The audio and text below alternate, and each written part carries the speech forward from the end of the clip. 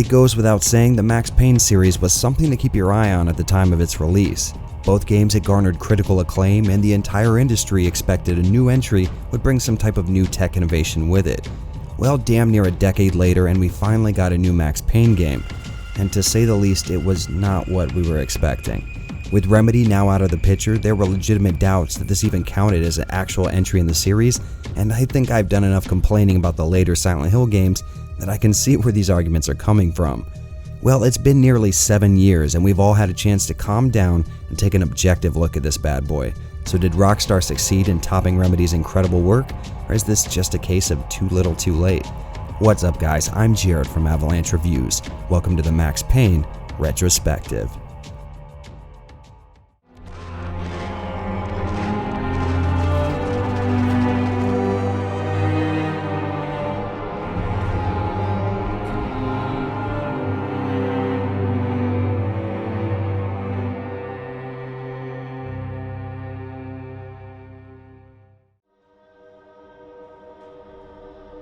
Max Payne 2 showed us how real third-person shooting was done in 2003, and we were all primed and ready to see what would come from the little finished game devs that could.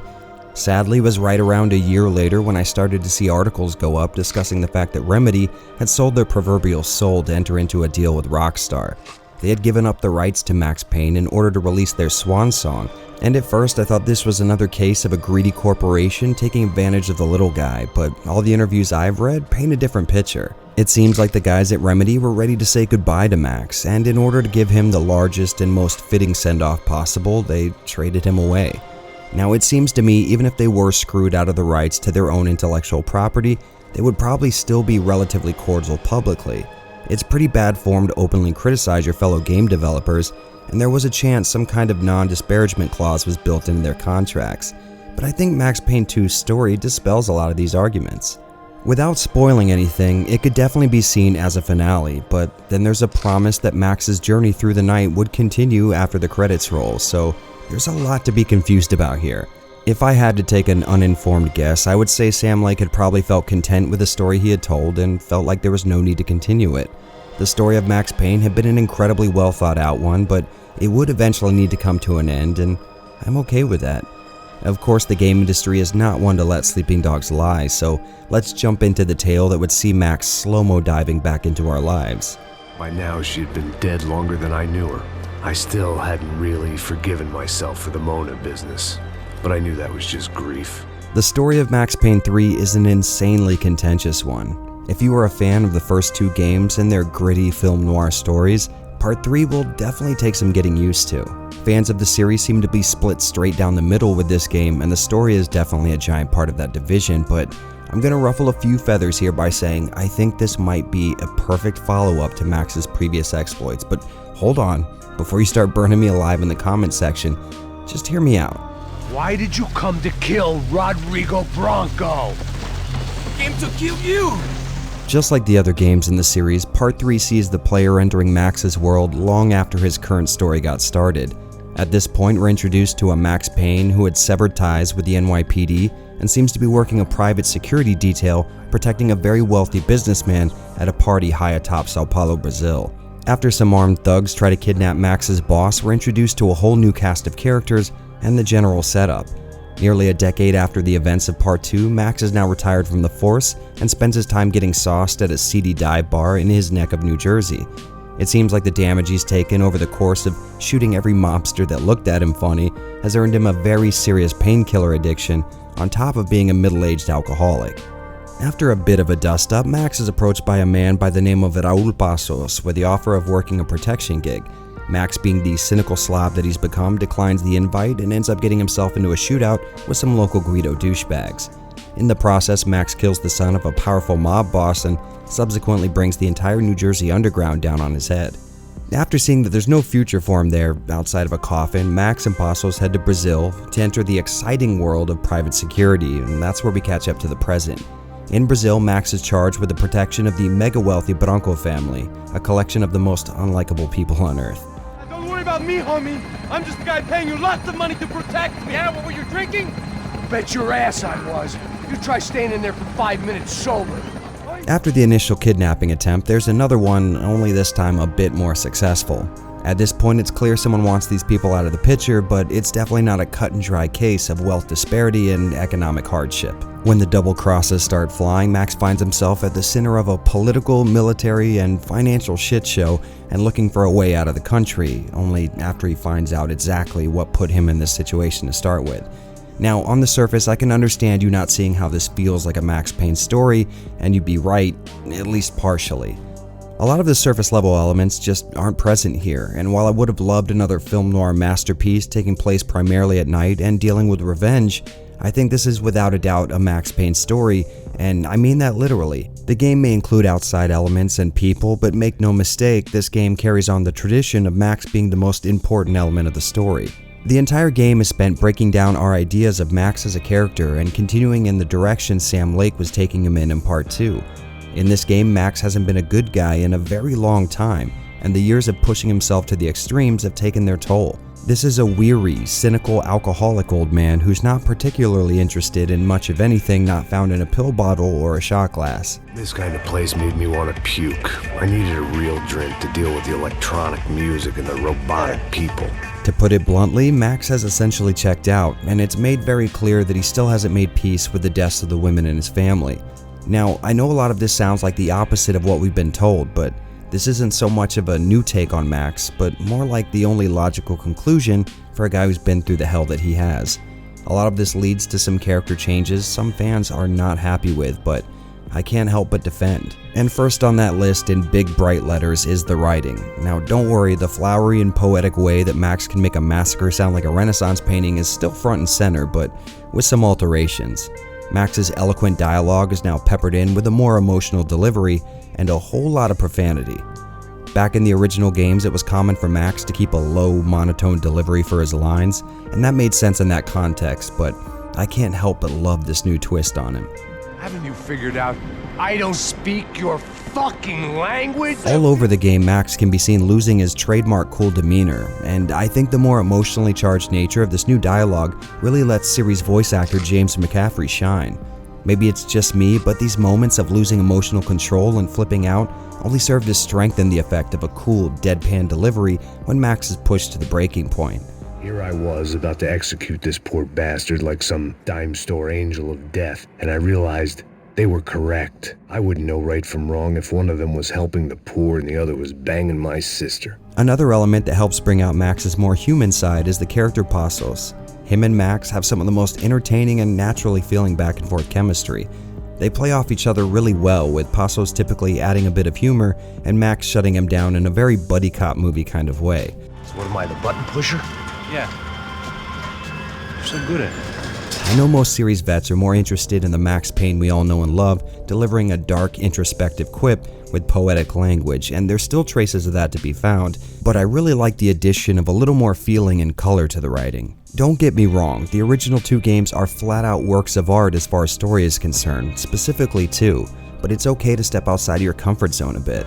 The more real-world, intense direction taken with the writing not only lets these top-notch voice actors chew the scenes in the most pleasing way possible, but makes sense in the context of the game. Sure, you can see that trademark Rockstar attitude in the story, and you may not like their style, but they did the only thing they could have possibly done in their position. Let's face it, as great a studio as they are, they could never recreate the feeling of the original Max Payne games. Their only option was to put their own spin on his life, while trying as hard as possible to do the originals justice. And if you ask me, I think they did that. At this point, I'm sure I'm sounding like a little bit of a shill, but as you'll see later on, I'm no fanboy for this game. I'm not obliged to love the game just because it's a sequel. Trust me, Silent Hill killed that part of me a long time ago, but I have to give credit where credit's due. And feel free to disagree with me here, but as a person who has loved this series from day one and spent countless hours experiencing its world, I can say without a shred of doubt in my mind, this is a 100% faithful Max Payne story. The gameplay, however, that's a different story. You are a proper American hero. At least I fucking tried! Okay, so let's drop all the bullshit and be completely honest here. Max Payne 3 from the very beginning was set up to fail, or at the very least disappoint. Parts 1 and 2 were already infamous for their gameplay, and this gave Rockstar two choices. Either put out a game in 2012 that used the exact mechanics of a decade-old release, or transfer a few Max Payne-like attributes to an already existing framework. Now, some of you guys who are listening to this have talked to me before, and you probably know I am no fan of changing a game's design just because it's being released in a modern era. Hell, I'm usually the guy on Twitter crying about how much I wished RE2's remake would offer a fixed camera mode. But if you're a decision maker at a multi-million-dollar company who has to answer to stockholders, the last thing you want to announce is that your next big financial gamble will feature no trends that are currently popular in other games. And with that, I guess we have enough of a depressing setup, so let's talk specifics. Max Payne 3 is essentially the opposite of the third-person shooters that spawned it. Instead of fast-paced, movement-heavy third-person shooting, we have a slow, awkward, cover-based shooter. Instead of circle strafing around your enemies and dealing out lead with a plethora of options in the gun department, you're skulking from cover to cover with a maximum of 3 different guns available to you at any one time. Now, I know that had a negative tone, but I'm not exactly against the idea of playing a good cover-based shooter, and if you ask me, that's exactly what this game is. Gunplay is punchy and impactful, and the Euphoria animation system makes for some amazingly believable ragdolling. Sure, this isn't the Max Payne that we all know and love, but a good game is a good game. Sadly, this experience seems to trip over its own mechanics a little more often than not, and, well, so does Max. During combat, it's essential to keep moving until you found some nice cover, but your third-person shooting muscle memory may end up kicking in, and before you know it, you're trying to circle strafe your way to victory. Well, remember how I said the Euphoria engine made for some killer death animations? Well, that's a whole different ballgame when mobility is considered. The engine essentially tries to mimic the more mundane aspects of actual motion like momentum and hindrances like gravity. This means a quick change in direction requires Max to actually come to a stop and make the switch. Now, I know this doesn't sound like a terrible idea, at least not up front, so let me break this down in the most simple way possible. Realism good, realism at the cost of gameplay bad. And trust me, when you're under a hail of gunfire and need to do some quick moving, these little animation transitions are a serious pain in the ass. Which really sucks because, like I said before, the shooting in the game feels great and rewards you with some absolutely awesome visual feedback. When the game's at its best, it's basically begging you to play it like a Max Payne game, but the controls make that a near impossibility. Now, I know I didn't explain too much there, but that's because it's very hard to put into words. The best way I can describe it is it's like playing a beat-em-up that doesn't let you cancel your inputs. So if you press attack 5 times, you have to wait until 5 attacks finish. Max controls in this same exact way.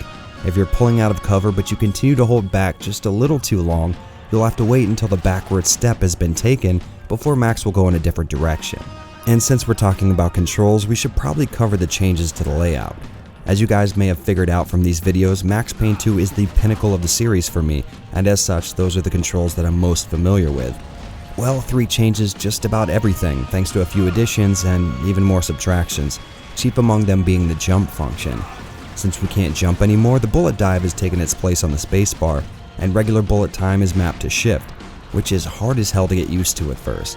Now, the more intuitive of you may be wondering to yourself, why not just use the right mouse button like before? Well, that brings us to another can of worms. In the original games, you were essentially just shooting from the hip, but 3 lets you hold the right mouse button for zoomed in, more accurate aiming. I used this aiming mode for almost all situations since the hip firing was way too sensitive, so in this case Rockstar solved the problem, but it's a problem they themselves caused. The originals worked just fine with only shooting from the hip, but in 3 there's a clear distinction between moving your camera during navigation versus aiming for combat. Which brings us to my biggest complaint. Max Payne 3, despite its flaws, is incredibly fun to play.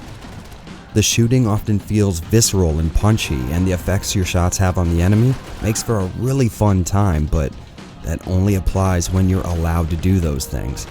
Max Payne 3 spends an insane amount of time keeping you from playing it, and when it does begrudgingly give you control over the game, you can rest assured it will take it away again in less than a few minutes. See, the originals would load you into some wide open arena and let you navigate your way through it linearly, taking out New York's worst on the way. Sure, there may be a few story cutscenes and level transitions along the way, but for the most part, you had free reign over your experience.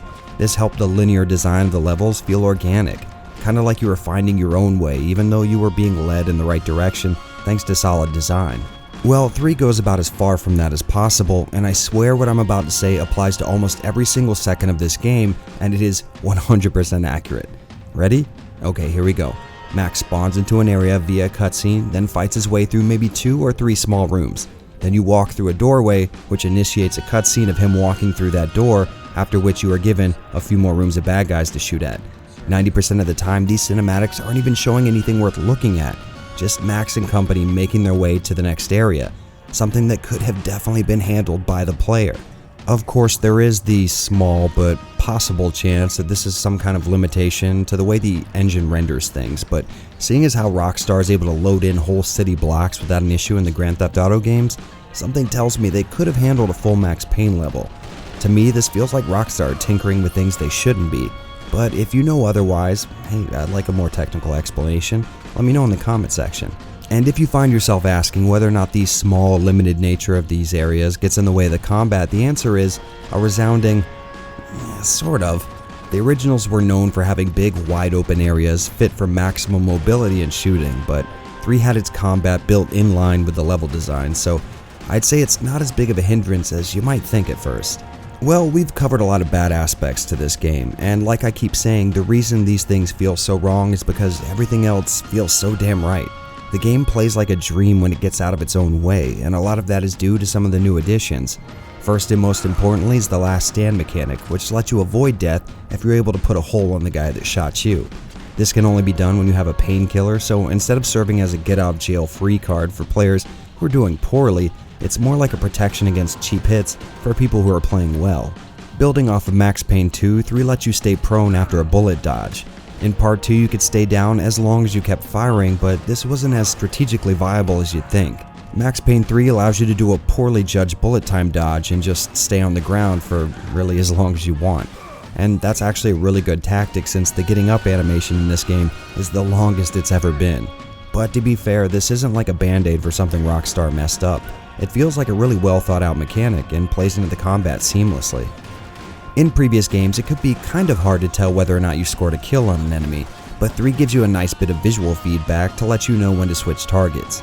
First is the X that'll appear on a kill shot, but there's also a quick white flash to indicate that you've gained bullet time from the kill. These two things together take a lot of the guesswork out of the combat. Of course, one of the largest upsets in Max Payne history was the inclusion of multiplayer for the very first time. Now, I'm going to be honest with you, I barely even dipped my toes into this mode when the game came out, so I enlisted the help of a few friends to see if this was even worth playing. Now, I do want to say up front that I'm not exactly big on these types of online shooters, so I might not be able to compare it to a lot of games in the genre, and I very well may not understand the ins and outs of a lot of the nuance here, but a lack of any and all knowledge hasn't stopped me from giving my opinion on things in the past, so fuck it, let's jump in. And before we start, I do have to warn you that these servers are long dead, and if you're lucky enough to get another player in the game, there is a very good chance they've unlocked everything and know exactly how to one-shot you in an instant. So giant thanks to my Patreon supporter Creamy Elephant and my main man Rewind Mike over on YouTube for jumping in and getting their asses kicked to hell and back just for the purposes of this video. I'm not even paying attention, I'm talking to someone right now. Shut up! I don't even like him that much. So my honest appraisal after sucking at the multiplayer for a little bit, well, despite the fact that you can get shot even when you appear to be behind cover, this was actually really fun. There's plenty of the usual modes to deal with, but one in particular where the most potential was found was Painkiller. In this mode, one player is Max, and whoever kills that player gets to be the new Max. Whoever's playing as Max gets bullet time, dual Uzis, and painkillers, and the only thing we could think of while having slow-mo dive contests was how fun this mode would be with like 10 other players. As you might expect, there was a lot of customization options, and what kind of Rockstar game would it be if you couldn't pay real-world money to get some of these? Well, it's perfectly playable without the need to spend a dime, so don't worry about that. And to be honest, I was actually a little sad playing multiplayer for this video since it was so damn fun, but so dead.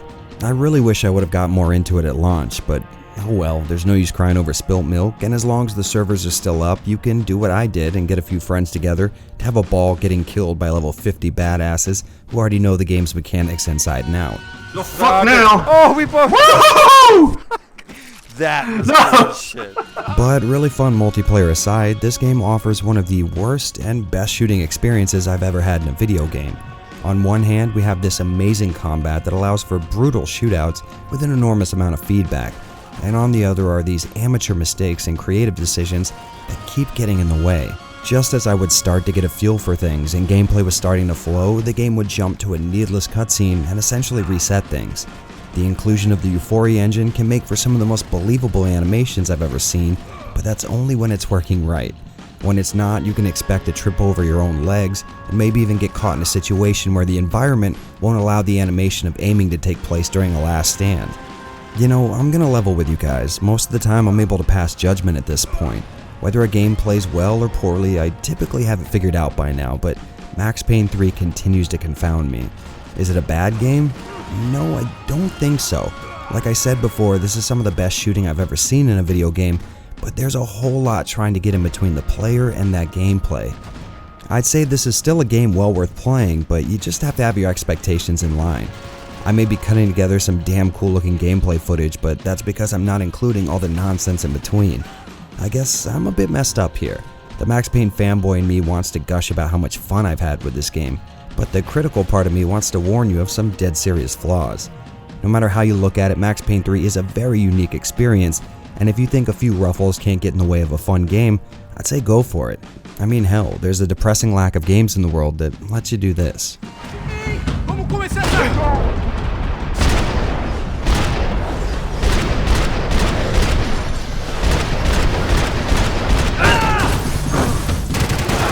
Okay, so by now you guys know that I tend to be a bit of a harsh critic when presentation is concerned, and having said that, Max Payne 3 has me split right down the middle. There are some really impressive things going on here right beside a few very disappointing flaws, especially for a huge development house like Rockstar. But before I lay into the game, let's talk about what there is to like, which is actually a pretty big list all things considered. And first off, you know we gotta talk about Max himself. From part 1 to part 2, our favorite loose cannon cop went from Sam Lake's scrunched up, squinty-eyed face to a really good looking 3D render of actor Timothy Gibbs. And as a quick aside, until I started these videos, I had no idea there were so many people who saw this upgrade as a negative. Oh well, different strokes for different folks, I guess. Anyways, the point is Max's look wasn't always set in stone, which gives the devs a bit of wiggle room, and if you ask me, the old grizzled look they went with was perfect. I mean, the game is set in a time when Max is getting a bit long in the tooth, and he's also been boozing and popping painkillers for who knows how long. Some of you may have noticed that Max in his old age looks a lot more like his voice actor James McCaffrey, which probably has a lot to do with the fact that James mocapped all of Max's movements this time around. I like how this turned out. The end result is a character who's clearly aging and visibly struggling with simple things like laying down or getting up after a fall, but doesn't feel the need to say over and over again how he's getting too old for this. Without a doubt, James McCaffrey's voice acting and regular acting makes for an amazing on-screen performance, but there's a much bigger issue to tackle. More than anything, Remedy was known for making the environments in their Max Payne games about as visually convincing as was physically possible at the time, so these new guys had a lot to prove, and in some ways, they didn't disappoint. Mimicking Remedy, Rockstar flew artists out to Brazil to capture photos and videos of their setting, and even map facial features of the locals so they could make a more convincing overall setting. And if you ask me, the result is a pretty impressive set of backdrops. It's clear that a lot of time and effort went into these environments, but a lack of exploration and interactivity kinda makes them feel a bit flat to me. In the other two games, levels were definitely linear, but there was always a side room or a shower you could go into and raid the medicine cabinet. But 3 has Max screaming at you anytime you dare to venture off the very thin track the game keeps you on, and in traditional Avalanche reviews form, I have a bit of a personal gripe here. Like I said before, the areas in Sao Paulo are very detailed, believable, and depending on which one of my viewers who knows the area that you talk to, very authentic feeling. But they're just not my style. I don't know, something about these slums just aren't doing it for me. Which wouldn't be as much of a problem if there weren't a few areas set in New Jersey. This small portion of the game gives us a look into an alternate timeline where Rockstar made the game that fans were begging for. The cold, dark alleyways and decrepit dive bar backrooms feel authentic as hell, and seeing the dirty snow piled up on the sidewalk and the steam rising from the sewer openings just feels like what the game should have been. Now, if I'm being honest, I can't promise I wouldn't have lambasted Rockstar for just copying the source code and trying to shit out a lazy attempt at reviving Max Payne if they did go this route, so take everything I just said with a giant-sized grain of salt. And you know, since we're being salty, let's talk about one of the best and worst graphical features. Like I've said in the past, regardless of how bad it makes me sound like a serial killer, I like it when a shooter has damage decals after a kill. Ever since I played the first Far Cry, I just can't go back to seeing a bit of blood spray up and then having a clean 3D model on the ground. So I appreciate when this game includes some really nasty bullet wounds, but sadly, this idea just wasn't implemented properly. On a dumb personal note, I gotta say, you'd figure Rockstar would have done some research and seen that entry wounds don't look like this, so we're left with what looks like 2 exit wounds per each shot, and on a more practical note, they just look kind of cheesy. I mean, I know these effects can be hard to pull off on the fly, but I would have settled for a more 2D looking wound like the ones that appear on Max, which, let me get started on this one, are another downside for me. I'm sorry, there's just something kind of dumb about our man just shaking off 4 bullet holes going clean through his chest and back during a cutscene like it's no problem. A little bit of blood on his clothes could have been a really cool added bit of realism, but this pepperoni pizza look just is not doing it for me. Back when the game launched, I noticed a lot of people complaining about the myriad of visual effects that can clutter the screen both during gameplay and cutscenes, but if I'm being honest, this didn't bother me too much. I get the idea behind it, and I appreciate having a visual representation of Max's degraded mental state and maybe some cool quotes out of the conversation, but I could take them or leave them. And no review of this game would be complete without bringing up the fact that we now have to live with a fully canon, bald, chubby Max Payne.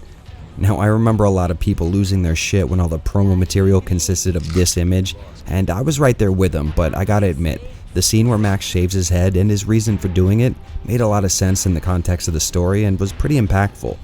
And I do have to say, as a bald bearded guy myself, it's nice to finally get some representation in a game.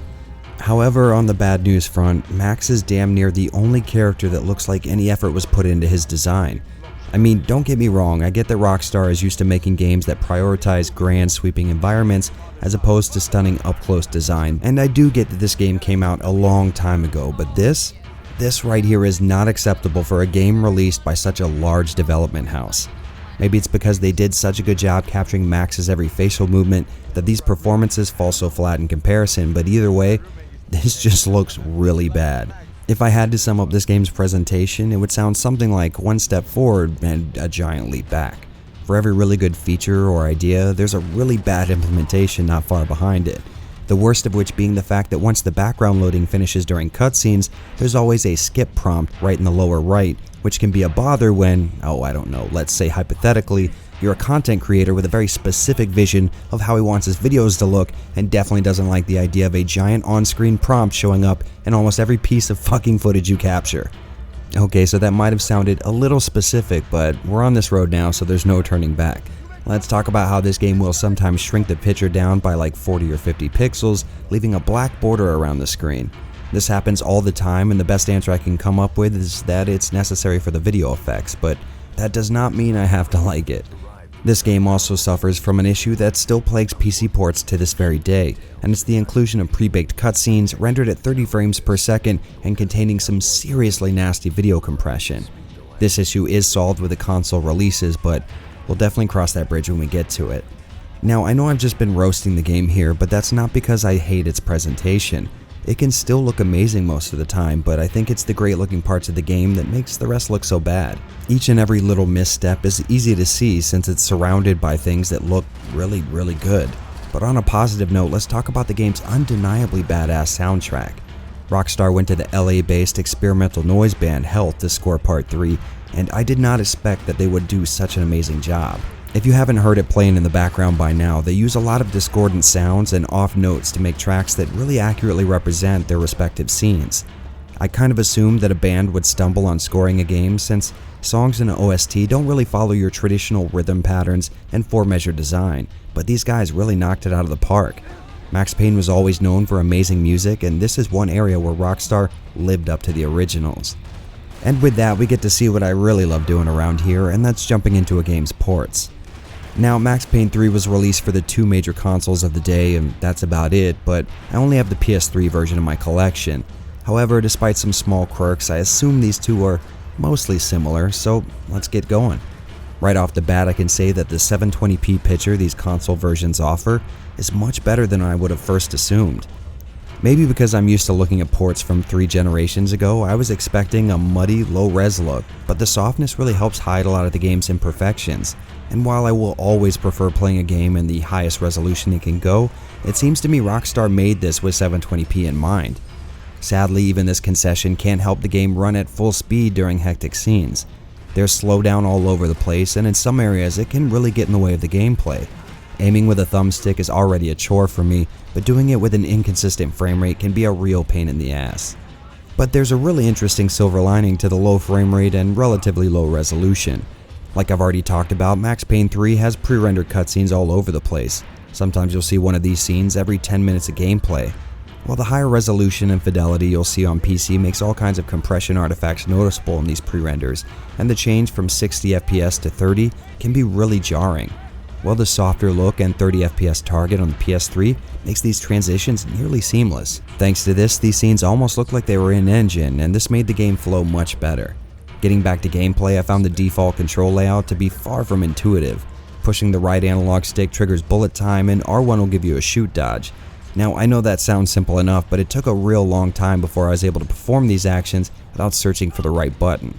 But even when I did manage to make peace with the controls and combat started flowing, I was still at the mercy of the Euphoria engine, and let me tell you, using a controller for this movement system is far more frustrating than a keyboard and mouse. I kept trying to line up shots while moving, but my adjustments were delayed by Max's inability to change direction on the fly, so a lot of times I was left doing the geriatric shuffle, which definitely grated on my nerves, but I assume this sort of thing could be compensated for once someone spent enough time with the game.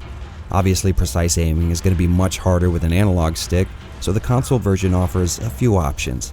There is a light type of lock-on and a more aggressive one. I found the most success with the lowest type. With this on, hitting L2 when your cursor is relatively near an enemy will center on them, making short work of slow motion set pieces. On the audio front, I noticed an odd little quirk. When Max would talk during a cutscene, the voice recording quality would be through the roof, having James McCaffrey's trademark deep brooding voice sound as amazing as ever. But in-game voiceovers sounded like a much lesser quality, with hints of dirty compression. Trashy magazines and pretty trashy people. I just hoped I could keep them out of the crime section. Now, in the game's defense, the PC version also suffers from this issue, but the drop in quality is much more severe on console. Now, I know what you're thinking, and yes, that's a pretty massive nitpick, but trust me, it's noticeable as hell. Well, considering the flaws and upsides, I'd say that console ports are a pretty good way to experience Part 3. They're not my preferred method, but plenty of people prefer a controller, and I can't fault them for it. In diving into this PS3 version, it seemed pretty clear to me that this was the target during development, which is a real bummer. Of course, this was not an odd practice at the time. Most developers were pushing out console games first and foremost, letting the PC versions become secondary concerns. But you'd figure a property like Max Payne, with its roots in pushing PC gaming boundaries, would warrant a different approach. But hey, that could just be my personal issue. But regardless of that, both console versions are a more than passable way to play the game if you absolutely can't get your hands on a PC, but understand it will come with some noticeable trade-offs. I mean, let's face it, if you're playing games on console, you probably already understand that anyways. And so we've come to not only the end of this video, but the end of the Max Payne retrospective, and I gotta say, despite some serious flaws, Part 3 is still worth playing today. There's just too much that was done right, and even though constant cutscenes taking you out of the action, bad looking graphics in some areas, and the unnecessary inclusion of cover-based shooting will have you constantly questioning what Rockstar was smoking when they made the game, you really gotta give the devs credit for pumping out such a solid shooter. It definitely lacks the speed of the originals and requires a much different skill set, but I'll be damned if I wasn't satisfied as hell with every gory headshot. On the story front, even though it's very different, there's no doubt that this is a Max Payne tale through and through. I mean, you could definitely criticize the fact that Max was already supposed to have gotten over his revenge addiction in the second game, but to me, Max feels like a character who will never really be at peace. His struggles with addiction and absolute whopper of a performance from James McCaffrey makes for a really authentic feel, and aside from the whole living up to its forefathers thing, it's just a really good story. If Max Payne 1 and 2 were treasures in gaming's past, which I think they are, Part 3 is a case study in mishandling a classic IP but somehow still scoring a touchdown. A great game in its own right, but more than that, a really good way to end a franchise. Well guys, thanks for taking this stroll down memory lane with me. Max Payne has always been one of my favorite series of all time, and my only hope is that I gave it the respect and admiration it deserves. It's kind of sad to see this project come to an end, but I'm excited as hell for what's over the horizon, so hopefully I'll see all you guys again, but if not, thank you for watching the Max Payne retrospective.